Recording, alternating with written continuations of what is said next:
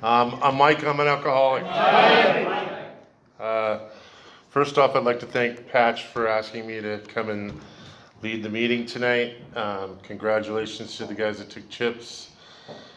It's great to be here.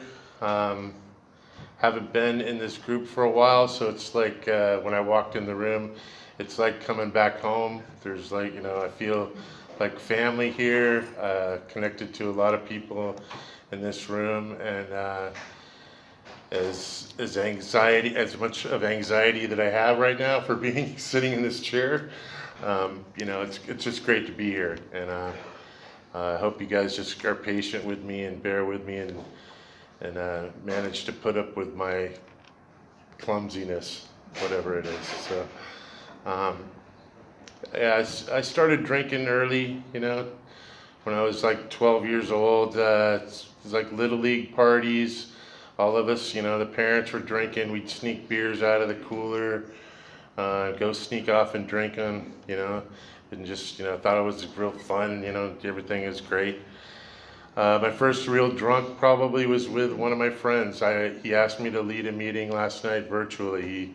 He's down in San Diego area, and I led the meeting on Zoom and grew up with this person. But sixth grade, coffee can. We went into his parents' garage, filled it up with some brown alcohol. I didn't really know what it was really, but we ended up drinking it. But I ended up passing out at some like party that we were having, and ended up in the bathtub. And that was kind of like how my story began, and it's just kind of like, that's how I thought things were. It's good times with friends, socially, looking forward to things on the weekend, planning things, doing things. My life kind of centered around all that stuff. And slowly other things came into play. And, I kind of had this triple-headed monster kind of addiction going on for a long time. I came into the rooms in 1992. I got, arrested. I was coming home from a school in Pasadena one night, and I was pretty like arrogant. I just had all kinds of stuff always in my car, so I was just an easy target if you, pulled me over, and so that's what happened, and didn't put up much of a fight. Was arrested, and I had to do drug diversion, and I had to do 20 AA meetings.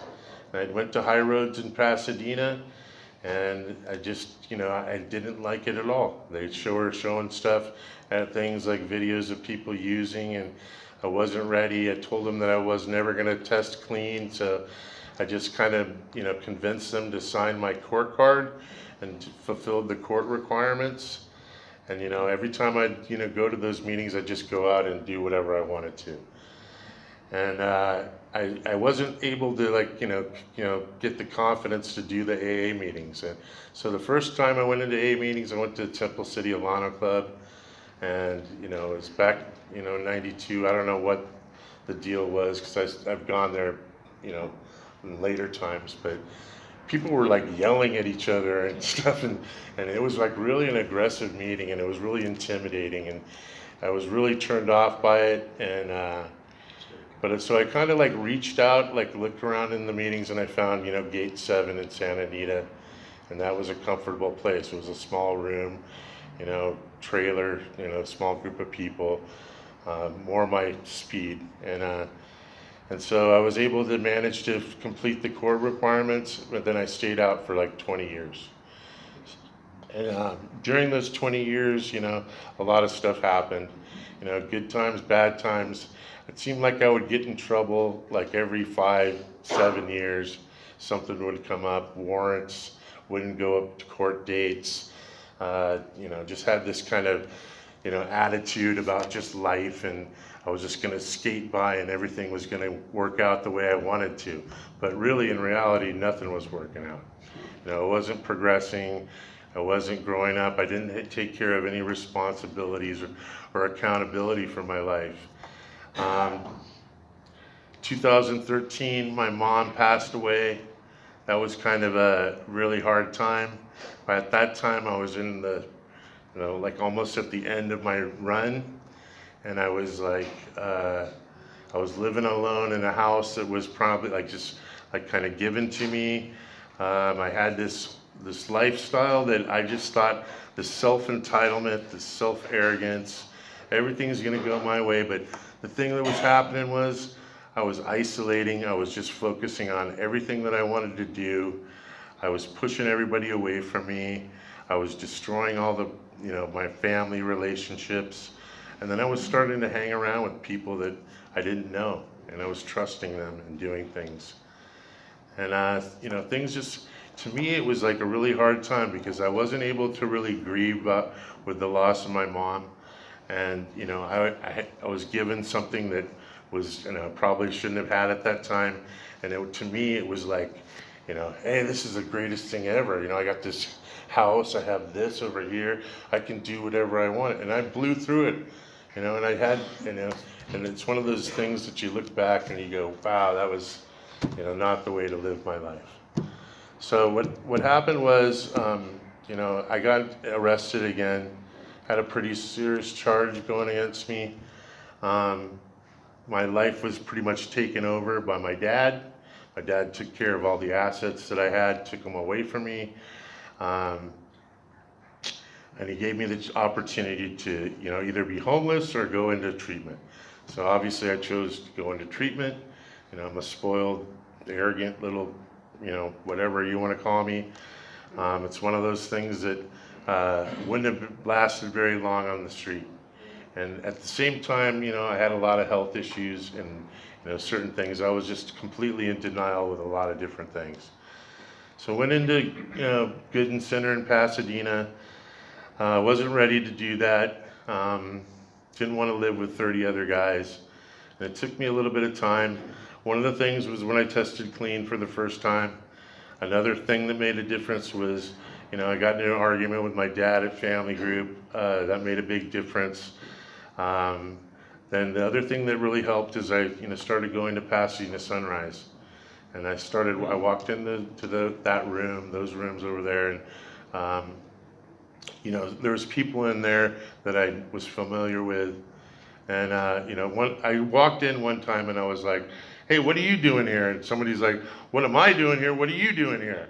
And it's like, see, that's how I kind of looked at it. Like, I just never really saw, like, what the impact of my disease was doing to my life. I always thought it was just like, I'm going to come into these rooms, it's going to be like a quick Band-Aid. I'm going to go back and live my life however I want to. And that's kind of how some, like my friends told me, hey, what, just to go do a year's time, you can, get your life back on track, and you can come back after a year and you can go back and drink and use.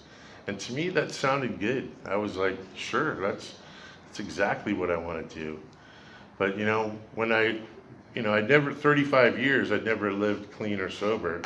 So I had no idea what it was like, And you hear about people talking about like the, never growing up. I was that guy. I'm a 47-year-old person, and a 12-year-old in a 47-year-old body. So it's one of those things, I never really grew up. So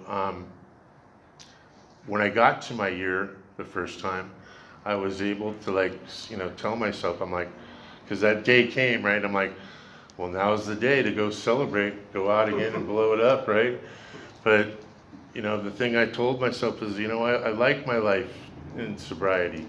There was things that were changing, that were different about me. The relationships, I was facing things that I was afraid of and doing things that I hadn't done before. And so I kept going. And I managed to get about 4.5 years. And what happened was, in those 4.5 years, something happened, another loss in my life. I had to put my pet down, and it was really emotional for me. I still carry that, grief in my life every day. And it's I think it's like the combination of the loss of my mom with my dog just kind of slipped up on me, or snuck up on me. And, it took me like a few months, but like they call it like the stages of relapse. You have like an emotional experience, then your mental state breaks down, And then you have this physical opportunity, which makes it easy for you to go out and relapse. And the opportunity that came up was I was out, my sister likes to sing karaoke, and I was going to bars to support her and stuff. And it was all good and fine until someone that was connected to my dealer saw me, and then all of a sudden a week later my dealer's contacting me to like take care of a debt that I owed him. And at that time, I was involved in coming to these meetings and stuff with you guys, and I'd stopped coming to the meetings. I stopped reaching out to you guys. Even one person, the day that I went out, the time, like the minute that 5 minutes before I went out, they called me on my phone and I didn't pick up. That's one of the things that, I wanted to go out because that was the reason why. I had that idea still tucked down in my thinking of, hey, just do a year's time. You can go out and drink and use again. That thought never left me. So it made it easy for all that depression, that mental breakdown, thinking I'm doing the right thing by taking care of a debt. But once I got into that situation, sure, here. And then all of a sudden, oh, but here, why don't you give me this back? And then suddenly I went out for a couple days. And I'm like lying to myself by saying, I'm just going to go out for a couple days and lie about it and then go right back into my sobriety. I live alone. Nobody's going to know about it. I mean, and you know what happened? I agreed to Godzilla. Yeah, Godzilla came up in a big way, for sure.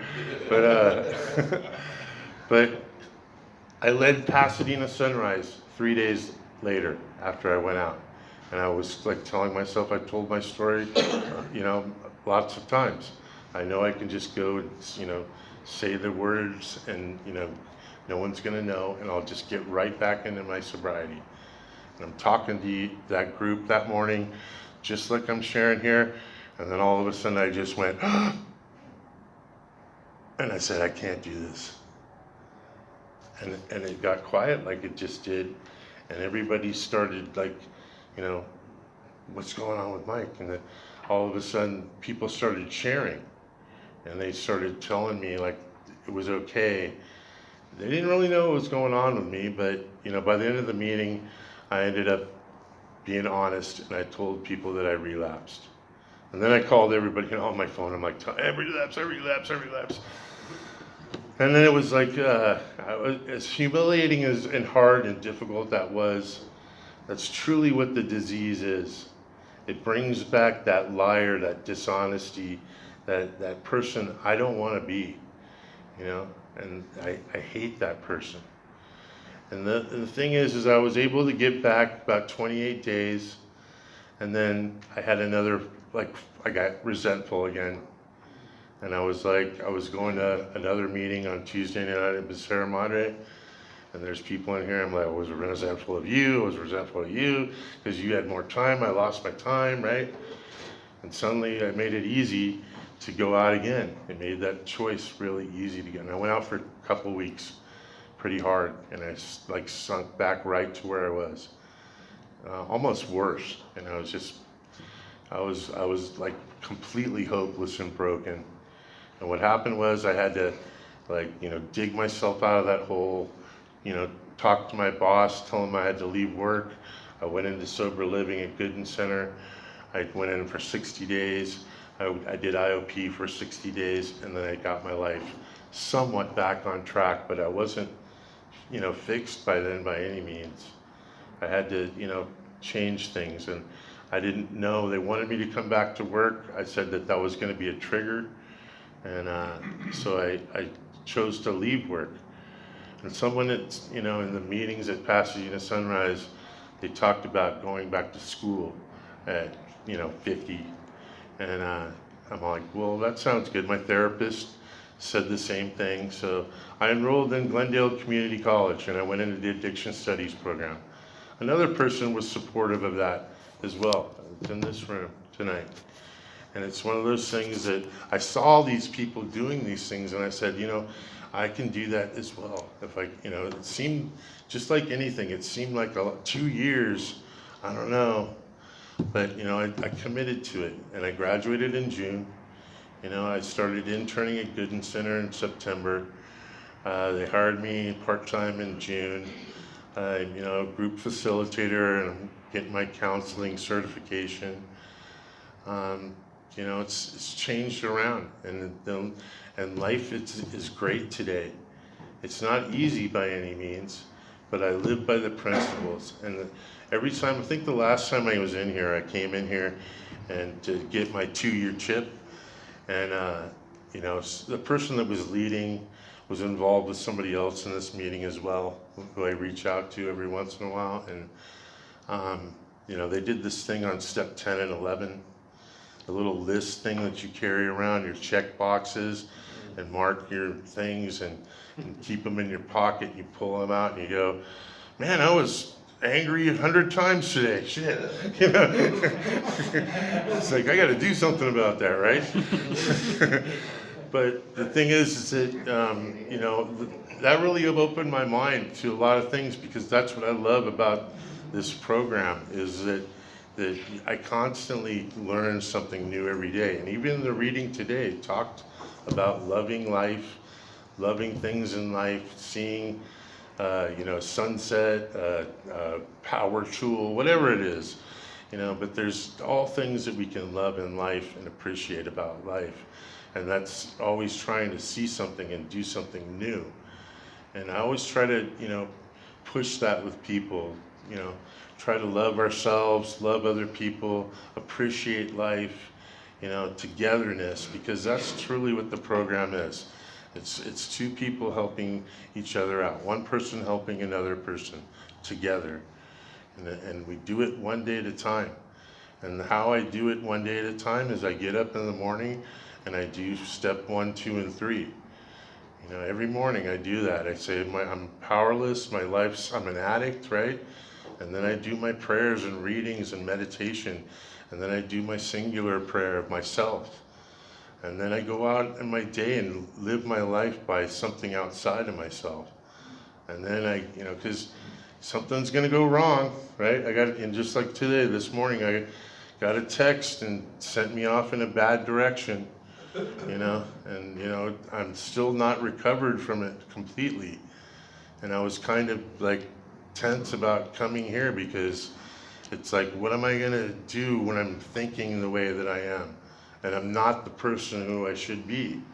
But, that's the thing about sitting in this chair. It's not me anymore. It becomes this thing outside of myself that is where two or more are gathered in the midst.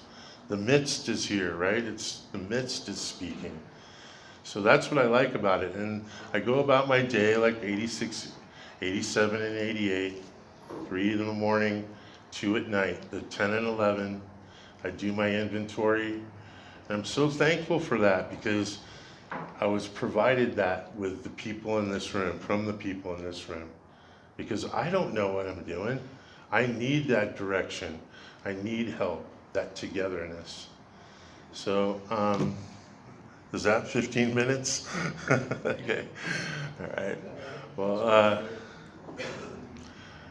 I can't say enough about, it's hard for me, because, I could make all the excuses in the world, and there's no excuse for me not to be here every Wednesday night. And unfortunately, I have to live with that choice of not being able to be here every night, because it is my choice. But the fact is, I'm always connected with a lot of people in this room, if not every one of you.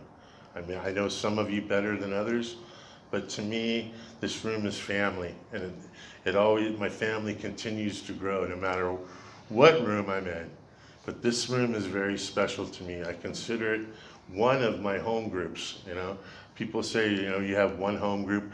I think any group, like wherever meeting you go, is necessarily your home group, because we're all family, and we should all feel at home together. But the thing is that, I hope to be here more often. It's one of those things. I'll try to be more, responsible and accountable. But the truth of it is, I love you guys. You know that. I carry you guys with me. and you are always in my thoughts and in my heart. And I really appreciate you, Patch, for helping me, man. Really do. And thank you for asking me to lead. So that's all I have. Right on.